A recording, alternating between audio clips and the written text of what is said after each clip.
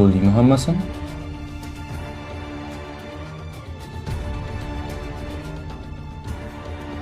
Menga qara.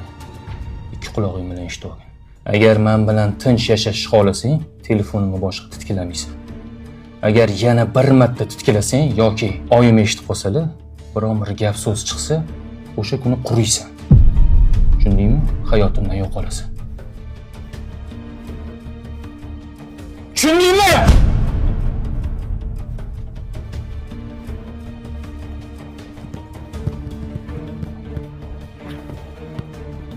Oyi? Mana bu yerga o'tir. Senda gapim bor.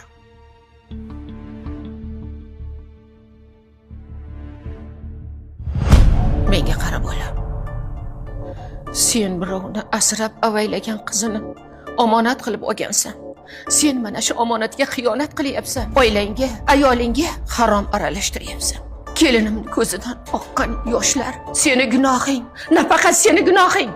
Hattoki meni ham bo'ynimdagi gunoh. Kelinimning o'rniga singlingni qo'yib ko'r yoki opangni qo'yib ko'r. Kuyovlarim shunday xiyonat qilsa, sen chidab tura olarmiding? Oldingda qizing ham katta bo'lyapti.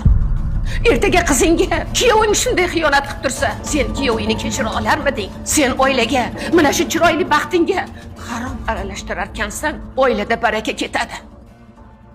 Or-nomusing ketadi, g'ururing ketadi. Qani seni erkaklik g'ururing? Qani meni senga bergan tarbiyam? Sen meni bergan tarbiyamga xiyonat qilyapsan. Hattoki bergan oq sutimga xiyonat qilyapsan. Kelinimni ko'zidan yosh oqizdirma. Meni bu halol uyimga harom aralashtirma. Tushundingmi? Tushundim, oyi. Tushundim. Hurmatli o'g'il o'stirayotgan onajonlar, hozirgi voqeani ko'rdingiz. Agar o'g'lim shu kuyga tushmasin desangiz, o'g'lingizga yoshligidan halol bilan haromni farqini o'rgating. Xiyonat o'ta jirkanch narsa ekanligini ongiga singdirib boring. Zeroki o'g'illarimizni tarbiyasi biz onalarni qo'lida.